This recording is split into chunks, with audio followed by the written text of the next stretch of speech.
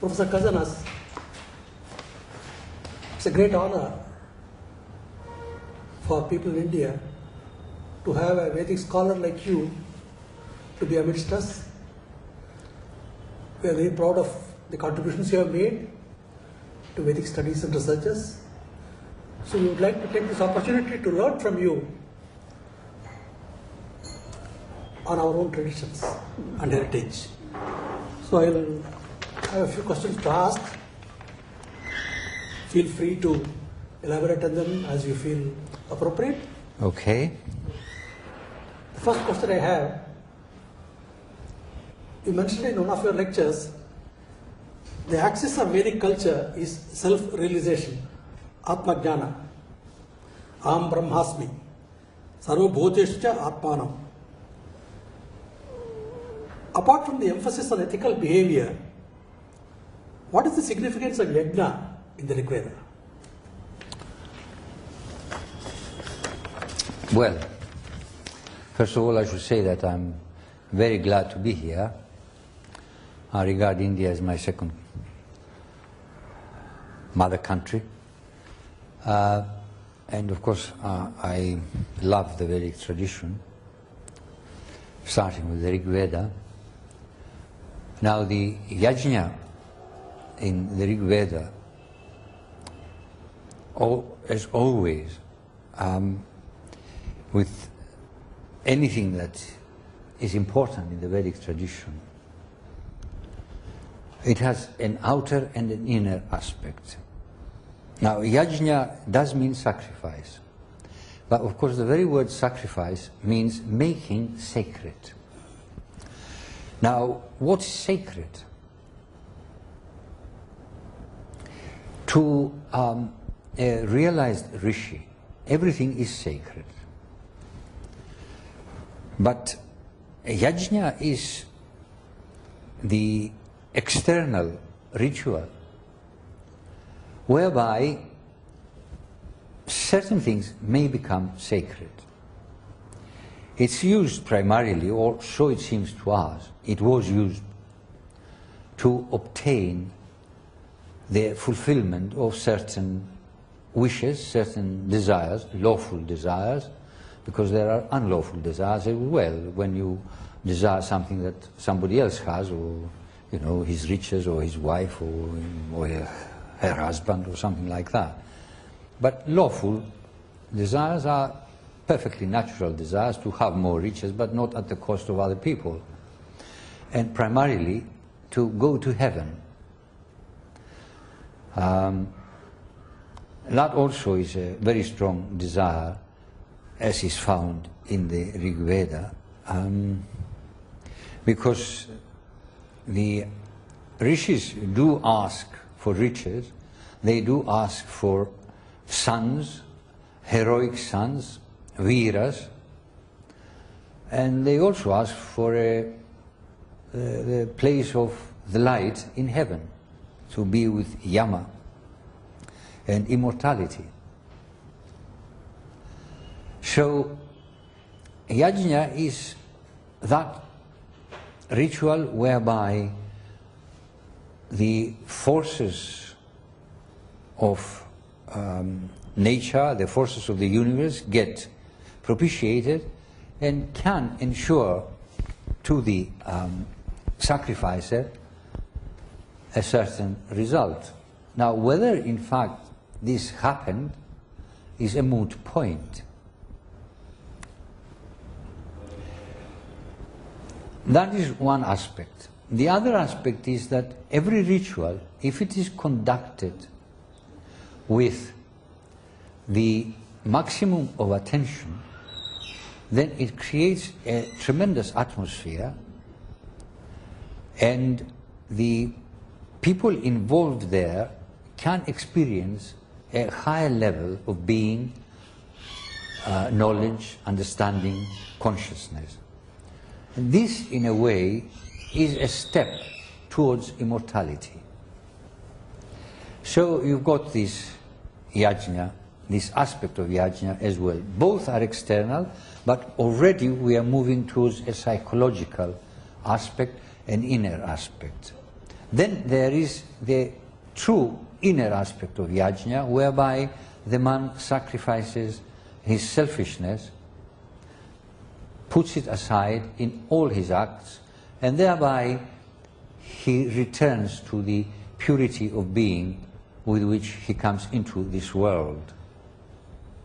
So there are these three aspects of yajna. There is another yajna, the soma yajna. Now the soma, what was soma? We are not really very certain. I mean, some go for the ephedra, the plant ephedra, others go for other plants, and there is a small minority that prefers the mushroom, the Amanita muscaria. I personally incline towards the last one. I think that last one was the soma, because young Apala, the girl in, I think it's in the 8th book of the Rig Veda, she went down to the river, and on the way she found soma, and she thought she'd take it and offer it to Indra, and she chewed it. Now, mushroom you can't chew because it is soft.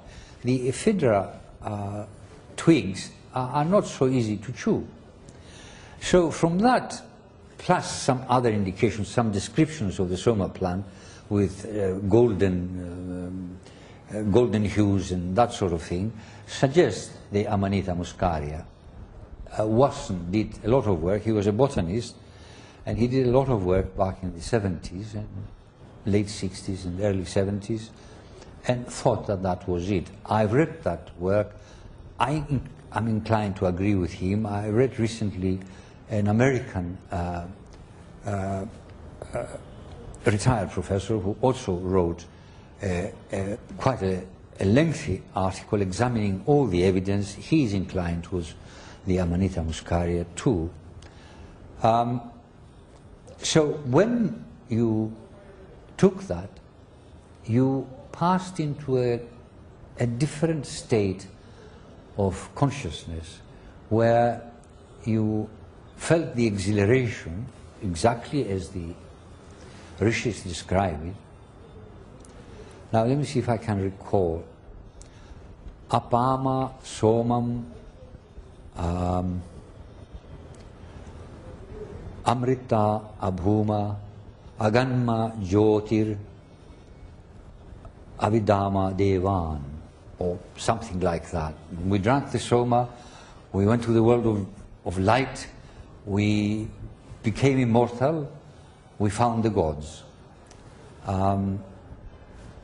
Having done this, what can the malice of man, the malice of mortal man, do to us in this state?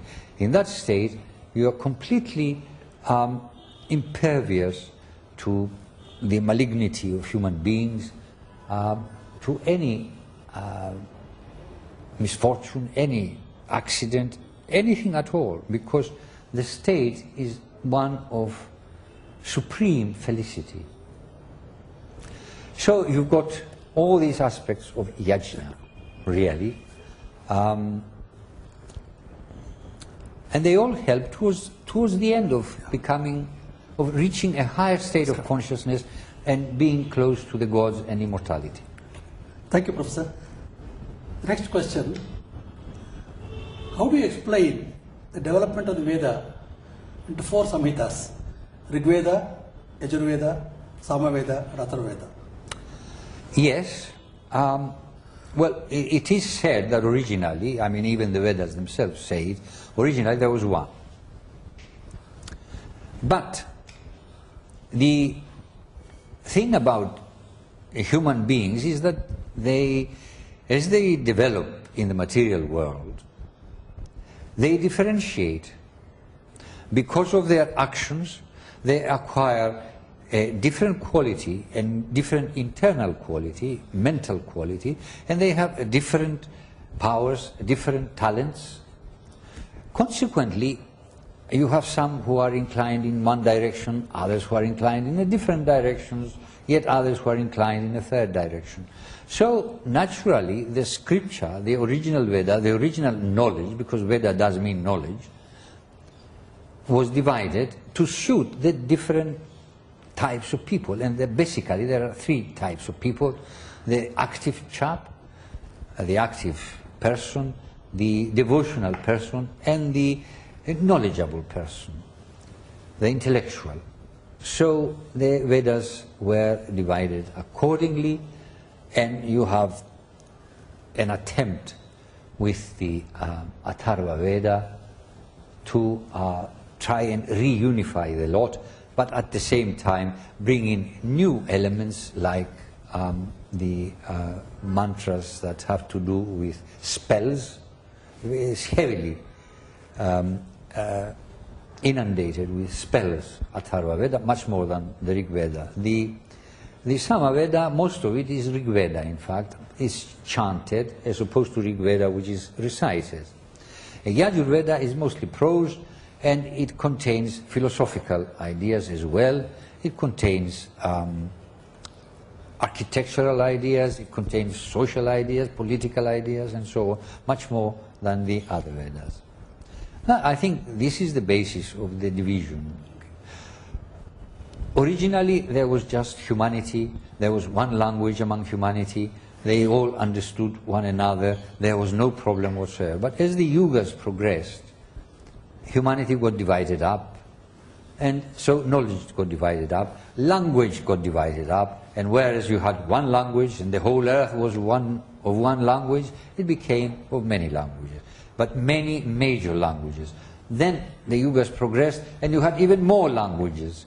Then you had even more types of knowledge. Consequently, you reach a stage now where in the transitional period of the Kali Yuga, from the Dwapara to the Kali Yuga, where you have so much differentiated knowledge and so many differentiated languages that even within one language, people don't really understand one another, because each one ascribes a different meaning to the same word. And the same thing happens with knowledge.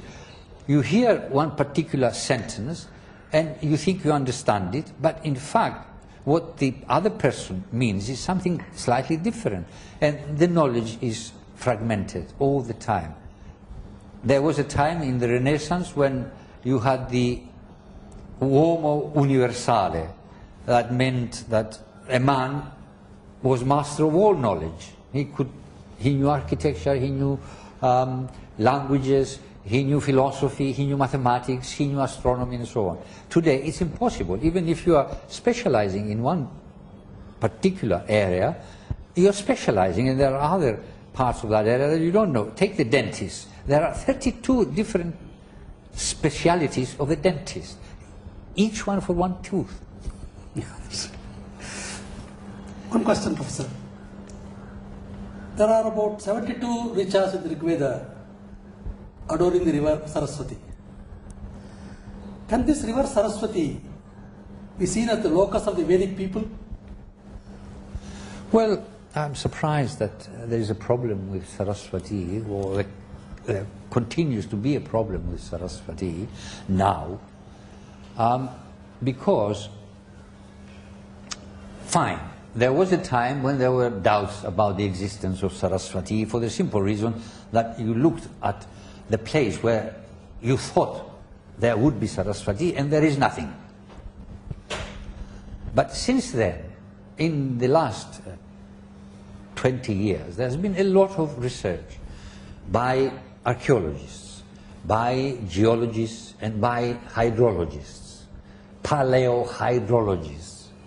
They have drilled holes along the path where they thought there would be the Saraswati, and they found water underneath. Now they've got satellite pictures which shows the route, as the archaeologists call it, the scar of the river, running down from the Himalayas, or the foothills of the Himalayas, right down to the Kutch, run of Kutch. So why should people still continue to doubt that there was Saraswati? Then you've got the Rig Veda, which praises Saraswati. I mean, number 6, in the 6th mandala, there is one, I can't remember the name, the number of the of the hymn, and if I may look at my notes for a minute, there are so many things, we can't remember everything.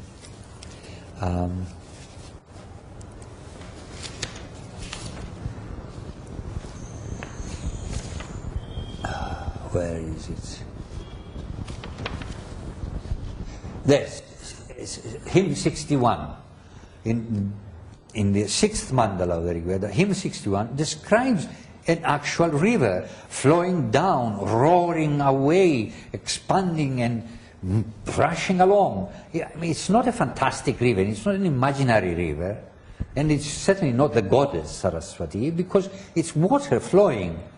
You could say it's the water of knowledge, but it isn't. It's waves and gushes along and flows along, and it nourishes people on the banks. So it is a river, and it's not just one reference. I mean, this is a full hymn. But in the 10th mandala, as you know, the Nadi Stuti, I mean, Saraswati comes at its own place. They start with Ganga and moving westwards, and then there is Saraswati, and then there is the Sindhu. So there was a river Saraswati there. And in fact, the Avestan people remember Harahvaiti being somewhere near Harahvaiti, as well as Hapta Hindu.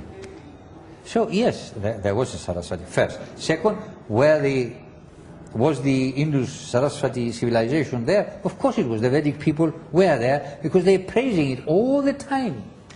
So there can't be any doubt about it. I mean, I can't understand. This is just pure pedantry, nothing else. You can't wish away Bhumi Satyam, ground truth. Yeah, yeah. Professor, if Rig Veda is already so expressive of thought, a number of years should have preceded the formation and development of the Vedic language, because it already comes to us in the Samhita form in a very developed state. Has any work been done to search for the roots of this language? That's a very good question. Yes, a lot of research is being done, but it's in the wrong direction. The Indo-European proto-language. Now, Western scholars have expended a hell of a lot of money, time and effort trying to create this proto-Indo-European from which the Vedic language is supposed to derive. But it's all, as far as I'm concerned, it's all utterly wrong. There may be some fragments that are correct. I wouldn't deny that, and certainly certain conclusions that they have arrived at are correct. There's no doubt about that in my mind. But the whole superstructure of the Proto-Indo-European is, I find, totally wrong. And in any case, you cannot test it. How can you test it? There are no written texts in Proto-Indo-European, so you can't test it. So all this research is really, as far as I'm concerned, up the gum tree. Completely wrong and not particularly useful. It will not elucidate the origins of the Vedic language. In fact, I doubt whether it is possible, because obviously the Vedic language, looked at as we have it in the Rig Veda, it already suggests that there were very closely related dialects, but nonetheless dialects. How do we know that? Well, they talk about, first of all, former rishis, ancient rishis, they talk about middle rishis, and they talk about nutana, present rishis. Fine. So you've got this thing. Now obviously some hymns are written in one area, other hymns are written in another area. Then the language itself. I'll give you two examples. The dual. The dual means two. Two hands, two eyes, two ears, two nostrils, 2 feet. Two of anything. Now the dual, the masculine dual, in the nominative, if you take the two Ashwins, the two horse gods, Ashwins, they are Ashwina. But elsewhere they are Ashvinau. Gradually Ashvina goes out of use, and after the Rig Veda you only have Ashvinau. And the masculine nominative and accusative dual is Au. That's one example. Devas. Deva, Devas, plural. Nominative plural. But it's also Devasas. Devasas seems to be older, seems to belong to another area or another period, and gradually, as the Rig Veda finishes, the Devasas, the Asas ending stops, and afterwards, throughout the classical period, you only have Devas. So there are these differences. Some take, for instance, Sharma is a neuter. In the plural, in the nominative, it is, as we know, Sharmani, like Karmani, like Namani, or names, and so on. But you also have a plural in A, Sharma, Karma, Nama. Now these have finished, and you are left with Sharmani. But in some hymns, you will find the plural Sharma unchanged, just like the nominative. So this suggests that there were different usages. Now different usages suggest either in the same area one class of people used one particular type of speech and another a different type of speech, or you have different areas with different habits of speech. If the language of the Rig Veda, because we are trying to get to the possibility of getting to the roots, if the language of the Rig Veda was an indigenous evolution, what work needs to be done to understand the relationship of the Vedic with the Indian languages? I am asking this question because the Saraswati Indus civilization has brought out this fact that there is a continuity of culture. Even though the river dried up, the culture didn't die up, it continued. So on the same path of reasoning, is there a possibility of relating the Indian languages of the historical periods and of today with the Vedic?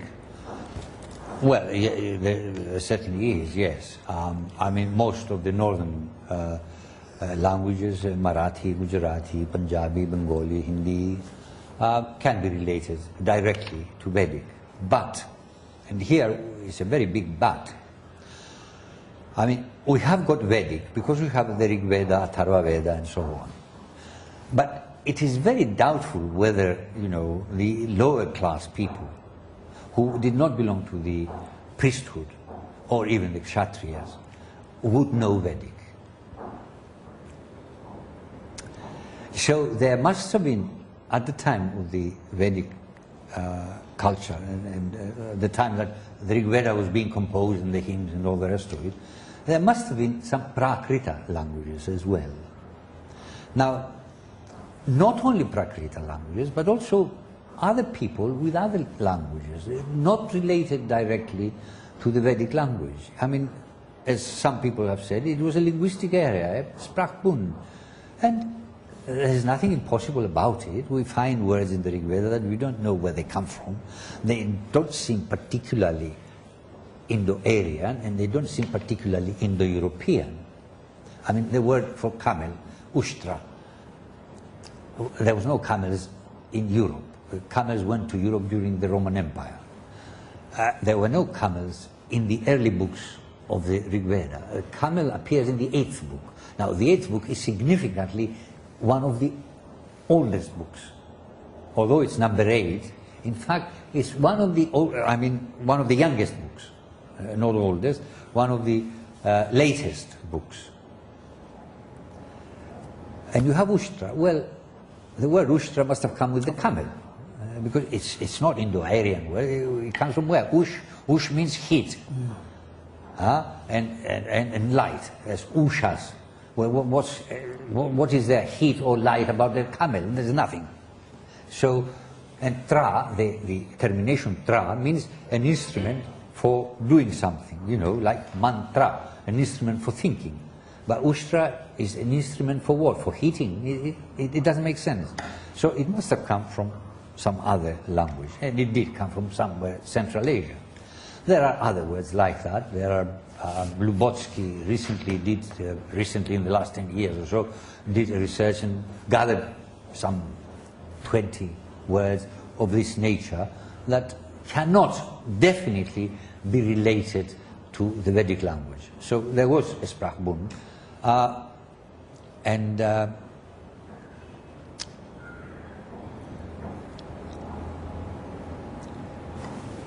the Vedic language itself must have suffered, in conjunction with the Prakrits, certain changes and produced the modern Indian languages that we find.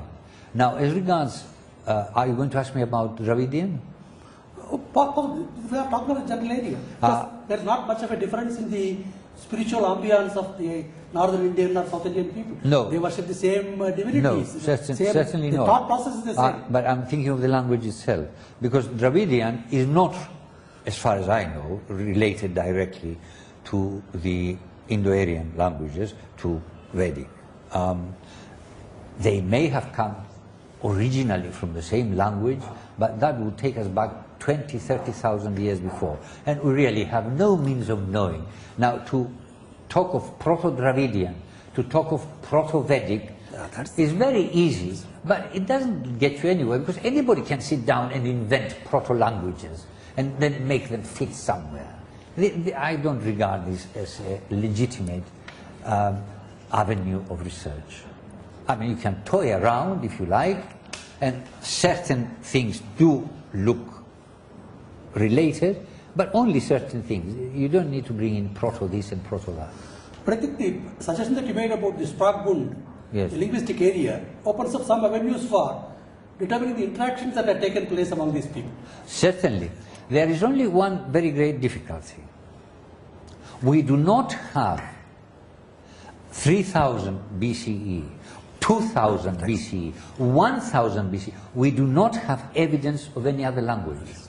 We don't have textual evidence. We have got today several languages, but who is going to say what these languages were like back at 3000 BCE? We don't know. We can't know.